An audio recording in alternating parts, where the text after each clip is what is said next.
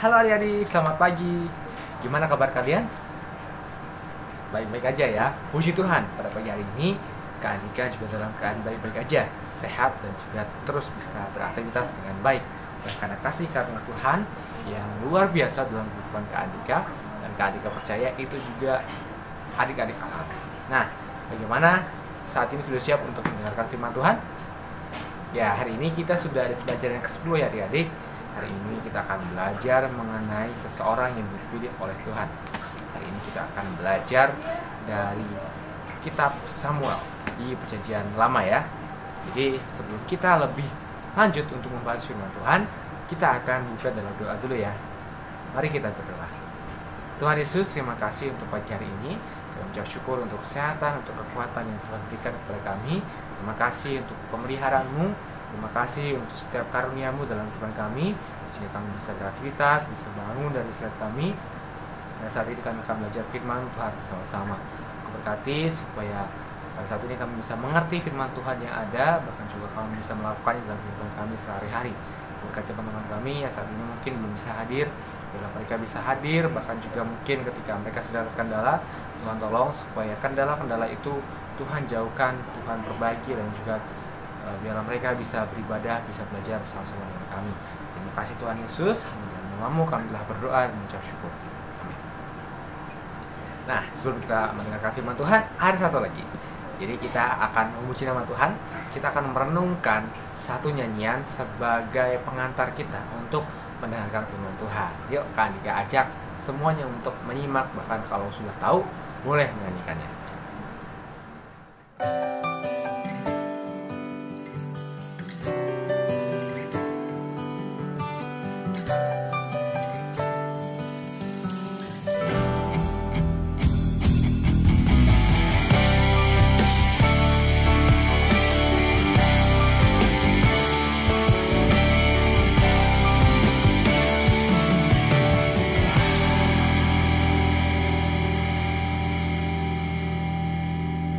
Selidiki aku, lihat hatiku, apakah ku sungguh mengasihi Yesus, Kau yang Maha Tahu, yang menilai hidupku. Tak ada yang tersembunyi bagimu. Selidiki aku, lihat hatiku, apakah ku sungguh mengasihimu Yesus, Kau yang Maha Tahu, yang menilai hidupku. Tak ada yang tersembunyi bagimu.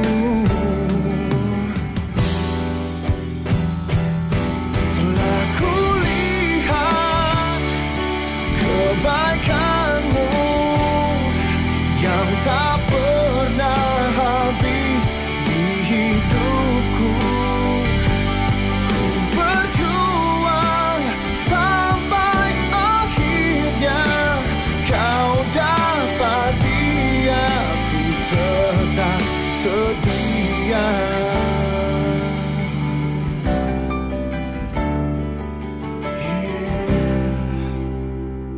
Selidiki aku, lihat hatiku, apakah ku sungguh mengasihimu Yesus, Kau yang Maha Tahu, yang menilai hidupku. Tak ada yang tersembunyi bagimu.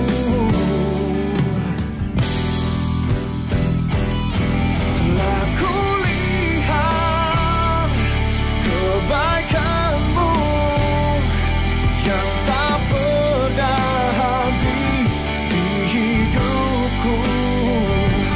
Ku berjuang sampai akhirnya Kau dapat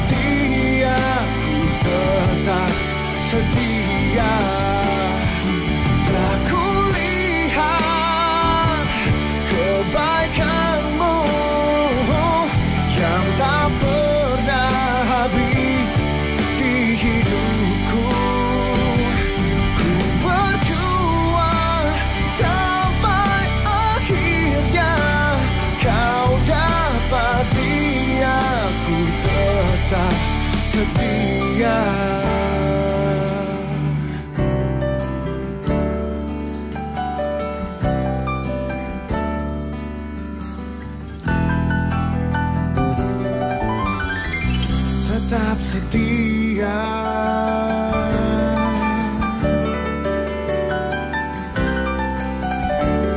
Tetap setia, yeah.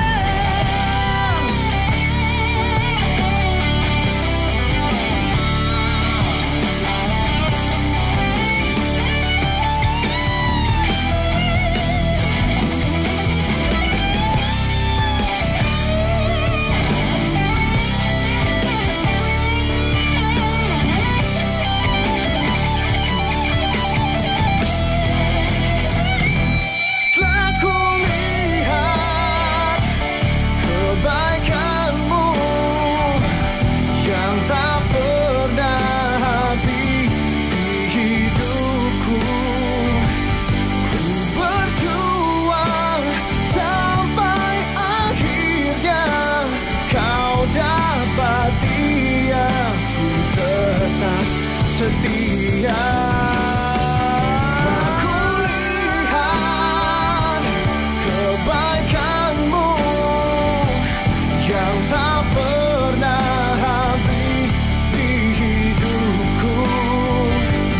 Ku berjuang sampai akhirnya Kau dapati aku tetap setia.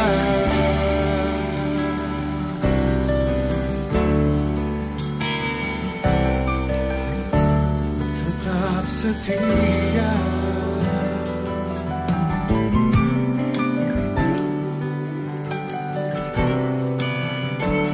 Tetap setia.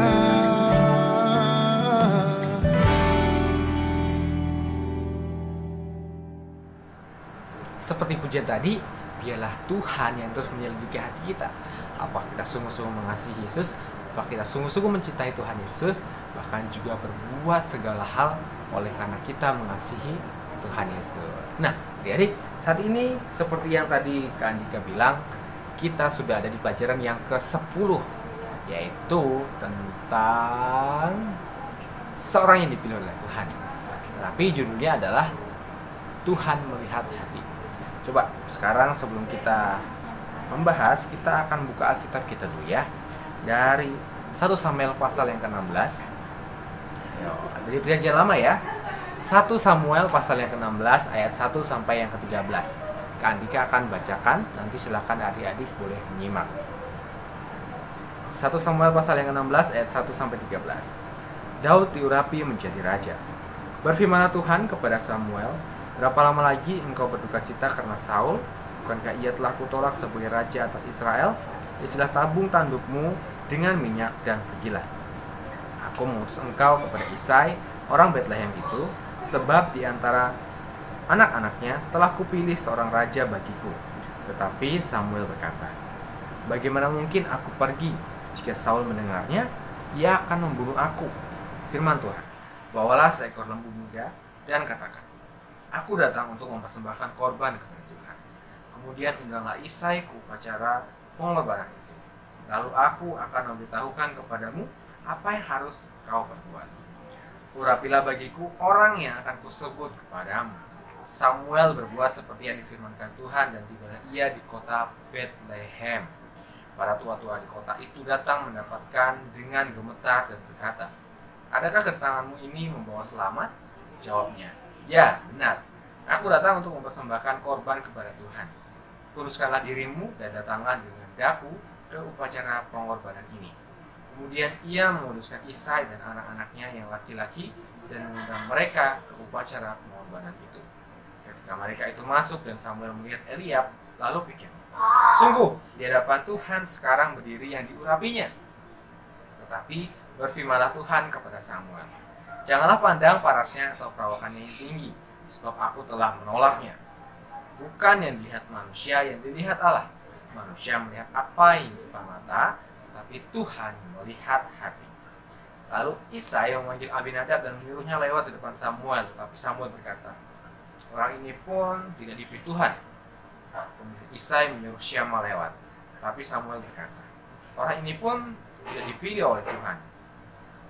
Demikianlah Isai menyuruh ke-7 anaknya lewat di depan Samuel. Tapi Samuel berkata kepada Isai, semuanya ini tidak dipilih oleh Tuhan.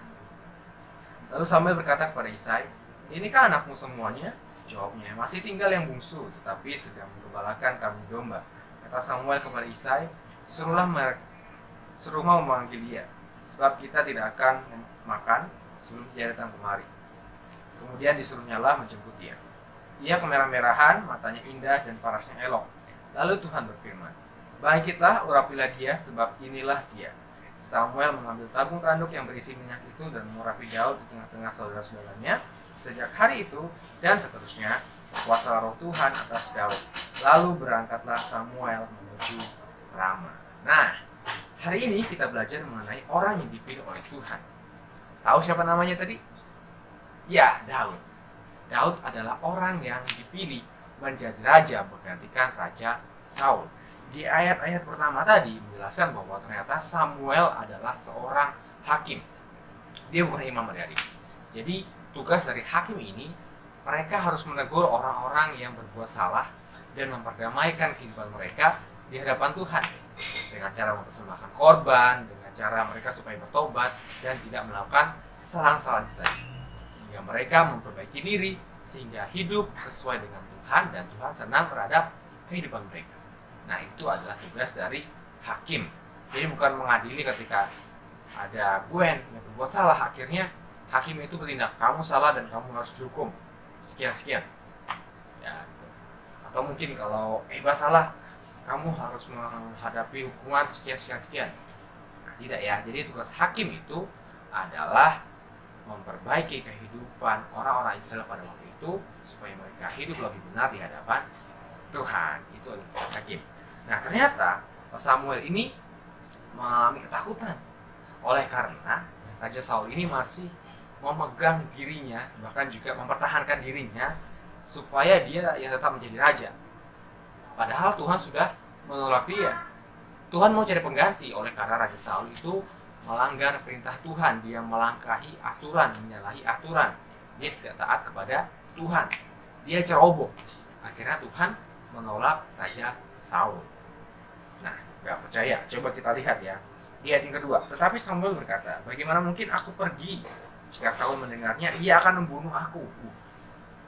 Kalau ternyata Tuhan akan memilihkan raja yang baru, dan ternyata Raja Saul ini tahu bahwa dia akan digantikan, wah, marah dia. Bisa-bisa ini tadi sesuai dengan apa yang dikatakan Samuel. Samuel bisa aja dibunuh. Wow, mengerikan sekali ya. Oleh karena Pak Saul ini ingin mempertahankan dirinya. Nah, oleh karena itulah Tuhan memberikan jalan keluar kepada Samuel. Tuhan mengatakan bahwa Samuel, sekarang kamu harus persiapkan korban bakaran. Kamu harus pergi ke Bethlehem dan undanglah para tua-tua. Para tua-tua itu adalah orang-orang penting, bisa dikatakan berita-berita minggu setelah minggu gitu ya. Pada waktu itu mereka harus datang ke Bethlehem itu untuk menghadiri persembahan korban, untuk penyucian, itu tadi ya, untuk kedamaian, dan supaya hidup mereka berkenan di hadapan Tuhan. Dan tolong undang Isai. Isai ini adalah orang tua dari Daud. Nah, Pak Isai ini ternyata dia punya beberapa anak. Berapa anaknya tahu nggak? Nah, kalau nggak tahu, coba simak lagi ya. Tadi udah kita baca sama-sama ada berapa anaknya. Nah, sebelum kita simak berapa banyak anaknya, kita lihat lagi kejadian yang terjadi. Yaitu ketika Pak Isai ini membawa anak-anaknya untuk diurapi menjadi raja, dia membawa semuanya. Ya, semuanya atau enggak semuanya ya? Coba kita lihat lagi ya. Coba kita perhatikan di ayat yang ke-6. Ketika mereka itu masuk dan Samuel melihat Eliab, lalu pikirnya, sungguh di hadapan Tuhan sekarang berdiri yang diurapinya. Wow. Oleh karena tadi di ayat yang ketiga, Tuhan hanya bilang, urapilah bagiku orang yang akan kusebut kepadamu. Nah, tidak dikasih tahu siapa nama dari orang yang akan dipilih Tuhan ini. Tuhan mengatakan hanya, pokoknya nanti namanya yang akan kukasih tahu kepadamu, nanti ya ketika ketemu langsung, pilihlah dia, urapi dia. Dengan tabung tanduk. Nah, tabung tanduk ini apa sih? Nih, seperti ini gambarnya.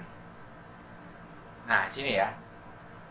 Oleh karena pada masa itu belum ada galon atau juga botol, tumbler, atau juga tempat benda-benda cair, maka dibuatlah dari tanduk itu menjadi tabung, bisa diisi minyak.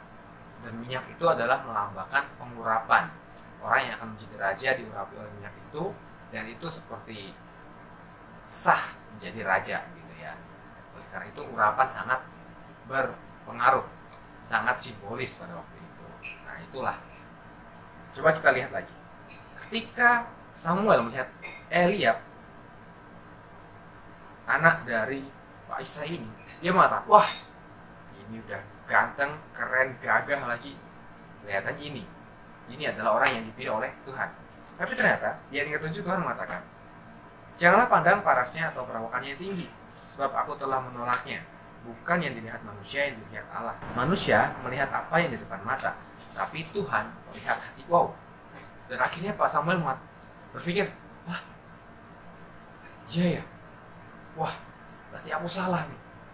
Orang yang aku kira dia dipilih Tuhan oleh karena dia gagah perkasa, layak menjadi raja, tapi ternyata bukan ini yang dipilih oleh Tuhan.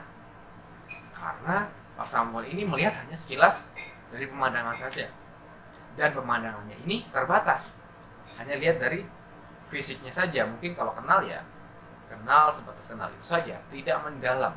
Sama seperti pepatah. Ada yang pernah dengar nggak pepatah begini? Mengatakan bahwa dalamnya dasar lautan orang tahu, tapi dalamnya hati seseorang siapa yang tahu? Nah, nggak tahu kan? Nah, sama seperti, tahu nggak?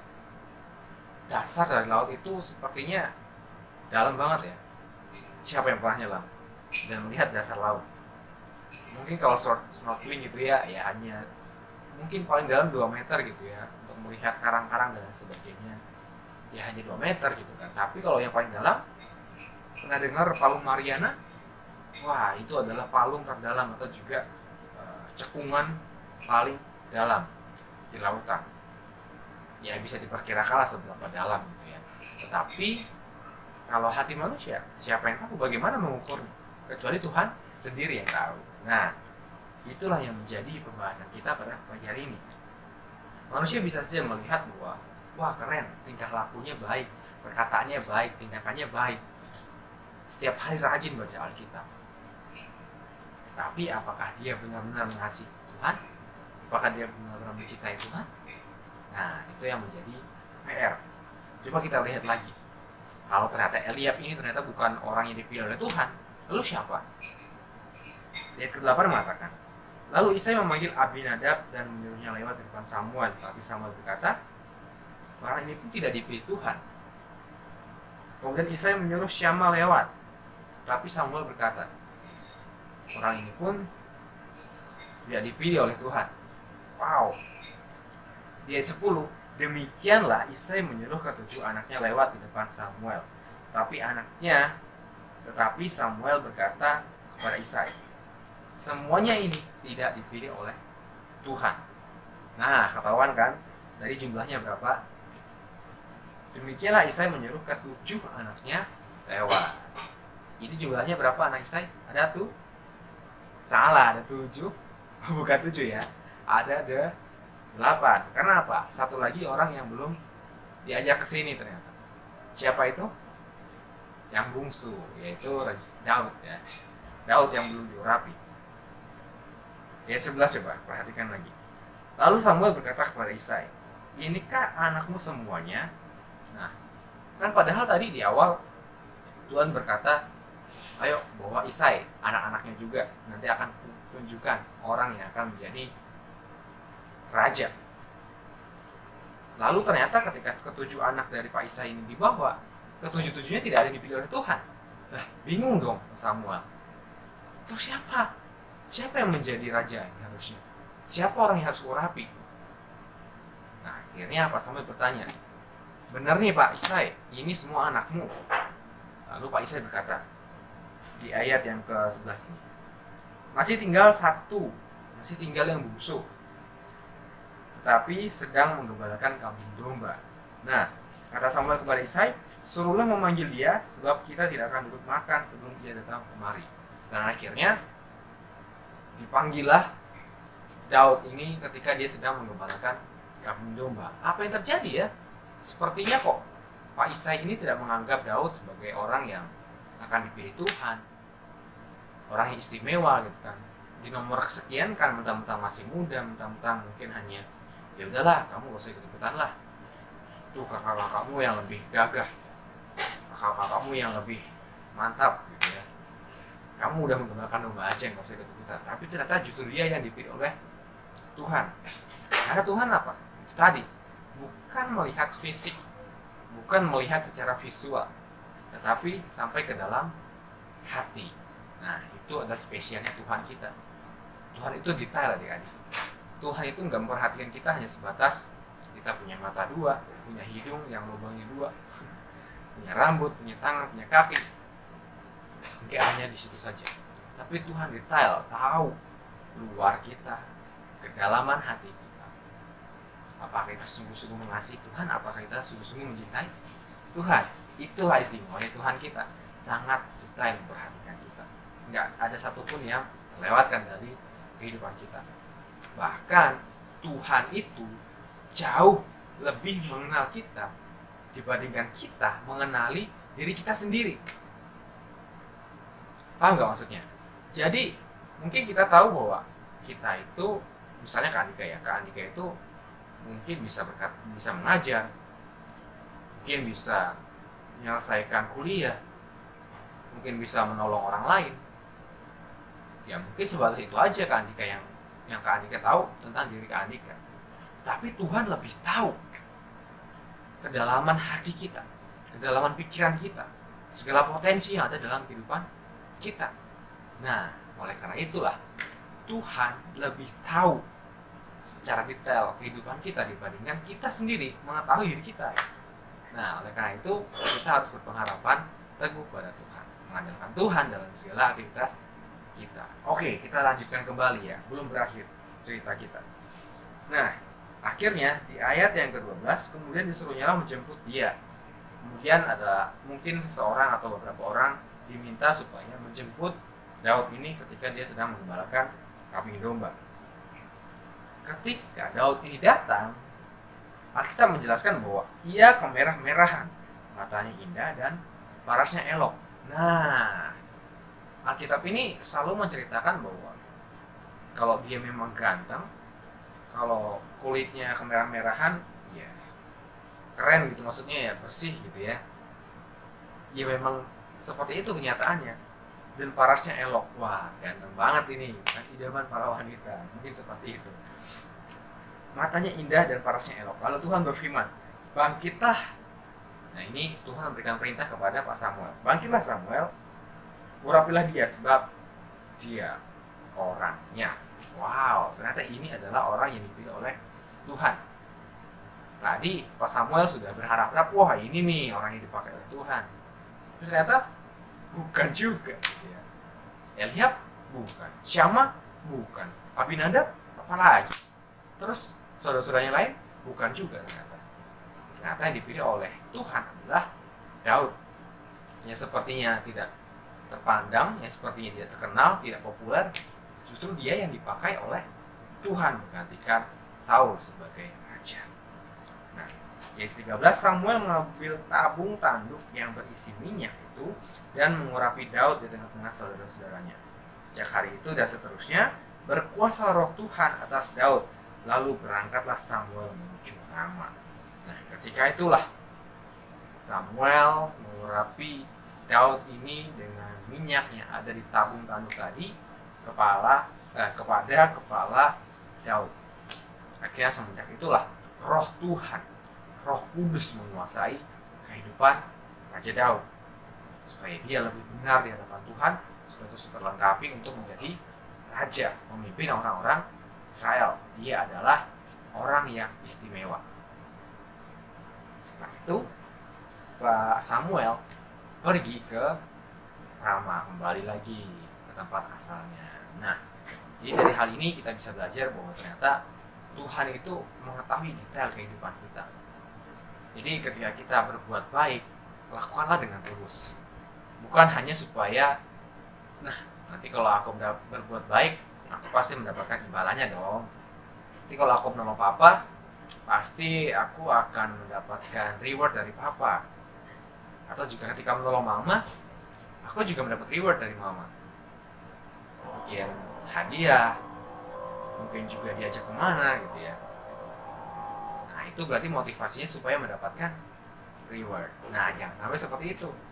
Misalnya ketika ditanya oleh kakak-kakak sekolah minggu, misalnya Davi, sekolah minggu kenapa?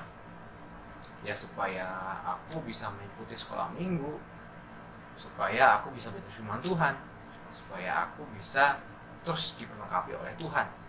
Padahal di belakang yang kakak Andika misalnya nggak tahu, mamanya udah pernah marah karena Davi nggak ikut sekolah minggu, misalnya gitu ya. Misalnya seperti itu.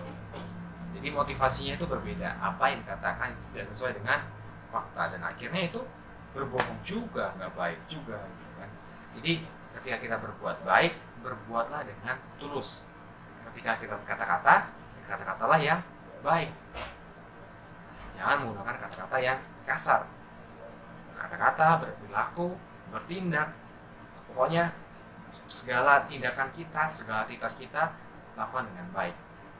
Karena Tuhan itu melihat kedalaman hati kita, bukan hanya sebatas fisik kita yang bisa dilihat secara visual ini, bukan hanya kata-kata yang didengarkan secara audio. Nah, jadi biarlah kehidupan kita semakin hari semakin benar di hadapan Tuhan, semakin tulus untuk terus mencintai Tuhan. Ketika kita berdoa, motivasinya bukan supaya kita mendapatkan hasil dari doa itu, tapi supaya kita lebih dekat kepada Tuhan, menjalin komunikasi bersama dengan Tuhan, dan tadi supaya Tuhan terus memampukan kita untuk hidup berkenan di hadapan Tuhan, menyenangkan hati Tuhan, supaya kita terus dipakai oleh Tuhan, menjadi pemimpin-pemimpin, menjadi influencer-influencer, menjadi orang-orang yang berpengaruh kepada orang-orang yang di sekitar, teman, keluarga, sahabat, siapapun itu yang ada di sekitar kita. Nah, itulah firman Tuhan yang bisa kita pelajari hari ini adik-adik. Ya, itu menjadi kekuatan bagi kita, mengingatkan kita supaya kita terus berperilaku yang baik di hadapan Tuhan. Karena itulah yang dikehendaki oleh Tuhan. Nah, sekarang kita akan hafalkan ayat hafalan kita. Ayat hafalan kita ada di sini. Nah, 1 Samuel pasal yang ke-16 ayat yang ke-7. Tapi berfirmanlah Tuhan kepada Samuel, janganlah pandang parasnya atau perawakannya yang tinggi, sebab aku telah menolaknya. Bukan yang dilihat manusia yang dilihat Allah. Manusia melihat apa yang di depan mata, tapi Tuhan melihat hati. Sekali lagi ya. 1 Samuel pasal 16 ayat 7. Tapi berfirmanlah Tuhan kepada Samuel, janganlah pandang parasnya atau perawakannya yang tinggi, sebab aku telah menolaknya. Bukan yang dilihat manusia yang dilihat Allah. Manusia melihat apa yang di depan mata, tapi Tuhan melihat hati. Nah, biarlah itu bisa kita ingat, dan mungkin kalau kalian menganggap ini, wah spesial juga nih, Tuhan ternyata melihat hati, bukan hanya melihat secara visual ini aja. Boleh kalian tulis, kalian tempelkan di dinding kamar kalian, ya, jadi ayat favorit kalian boleh buat aja, ya. Jadi berikutlah firman Tuhan dan juga hafalan kita pada pagi hari ini.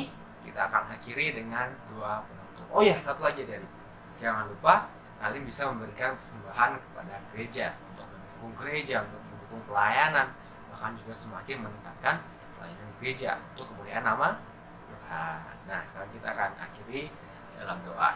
Yuk kita bersatu dalam doa.